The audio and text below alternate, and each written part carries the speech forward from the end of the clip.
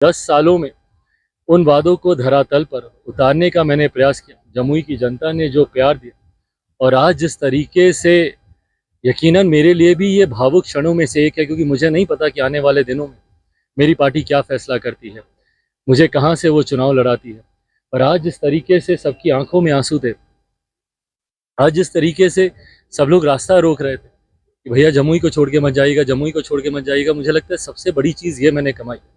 उनका विश्वास, उनका प्यार मैंने कमाया। 14 में मैं ज़रूर सांसद बनकर आया था, पर 19 से 24 का रिश्ता मेरा उनके साथ एक बेटे का रिश्ता रहा है। और मैंने पहले भी कहा था, युवा अवस्था में आया हूँ, बुजुर्ग बन के जाऊँगा। अब मुझे नहीं पता कि वो सांसद के रूप में होगा या किस रूप में होगा, पर एक बेटा बन के तो मैं ज़रूर वादा करता हूँ कि जमुई की जनता के साथ अपनी आखिरी सांस तक यहाँ पे इन लोगों के साथ रहूँगा। एक बेटे के रूप में, एक भाई के तौर पर, एक साथी के तौर पर।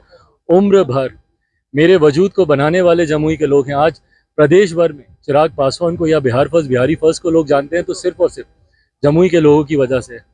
आज जब इनकी आंखों में आंसू देख रहा हूँ तो ये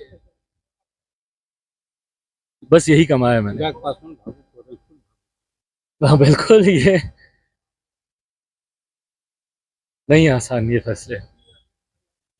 राजनीति एक तरफ है, बट ये फैसले आसान नहीं होते हैं। मुझे नहीं पता आने वाले दिनों में पार्टी क्या फैसला पासवान जिंदाबाद जिंदाबाद, रामविलास पासवान जिंदाबाद जिंदाबाद। चाहेंगे जैसा लोगों को आज देखा गया कि बुलडोजर से कुछ वर्षा कराई गई, भावुक आप भी हो गए हैं, बहुत सारे कार्यकर्ता को देख रहे हैं वो भी लोग भावुक, तो चाहेंगे कि आप जमुई से ही चुनाव लड़े। मैंने कहा जमुई मेरी पहचान है, जमुई मेरी कर्म भूमि है। जैसे मेरे नेता की पहचान हाजीपुर था, वैसे ही मेरी पहचान, मैं जिंदगी में कहीं भी चला जाऊं, कुछ भी बन जाऊं, पर हमेशा मेरी पहचान सिर्फ और सिर्फ जमुई की वजह से रहेगी। मेरी अस्तित्व का एक एक कण यहाँ का ऋणी है। जब मैं कुछ भी नहीं था तब जमुई के लोगों ने मुझे अपनाया और मुझे इतना मजबूत किया कि घर, परिवार, पार्टी, हर विपरीत परिस्थिति से लड़ते हुए मैंने अपने आप को संभाले रखा, संयमित रखा, सिर्फ और सिर्फ जमुई की जनता के आशीर्वाद से। ऐसे में यकीनन वो लगाव है, वो रिश्ता है। ये मैं सिर्फ एक बेटा होने के नाते अपनी भावनाओं को प्रकट कर रहा हूँ। आने वाले दिनों में राजनीतिक फैसले क्या होंगे मुझे नहीं पता।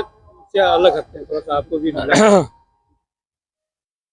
बिहार में नई सरकार बन गई है, बीजेपी की सरकार बनी है, आप जीव के हिस्सेदार हैं। एक वक्त था जब नीतीश कुमार पे बहुत हमलावर हुआ करते थे, आप साथ में काम करने का मौका मिलेगा आपको, किस तरह काम करेगा क्या? गठबंधन में हैं हम लोग, तो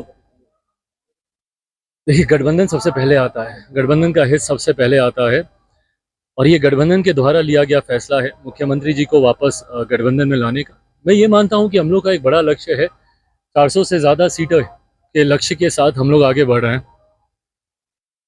1 मिनट लूँगा।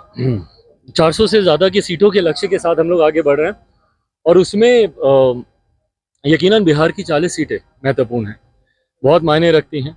और ऐसे में जब आप बड़े लक्ष्य को देखते हैं तो यकीनन कुछ बातों को अनदेखा आपको करना है और गठबंधन को जो चीज़ मजबूती दे उसके लिए मैं, मेरी पूरी पार्टी समर्पित रही है। मेरे नेता के संस्कार हैं ये, वो भी हमेशा एक ईमानदार सहयोगी की तरह जिस भी गठबंधन में रहे ईमानदारी से वो रहे। उन्हीं के नक्शे कदमों पे चलते हुए गठबंधन मेरा एनडीए के साथ है और इस गठबंधन को मजबूती से हम लोग निभाएंगे। 400 सीटें एनडीए गठबंधन जीते, उसके लिए बिहार में 40 की 40 सीटें जिताने के लिए हम लोग पूरी तरीके से हम लोगों ने निश्चय किया हुआ है। एक चीज़ बताइए कि आप नीतीश कुमार पर जितना हमलावर होते हैं तेजस्वी प्रति आपका सॉफ्ट कॉर्नर होता है। तेजस्वी आज से विश्वास यात्रा पे निकले हैं, अभी एक मुजफ्फरपुर उनका कार्यक्रम चल रहा है, वहाँ पे उन्होंने कहा कि आरजेडी को लोग MY की पार्टी मानते हैं, लेकिन आज उनका बयान आया है कि ये बाप की पार्टी है, BAP बाप की पार्टी है, मतलब कि बहुजन अगरा और कुंवर।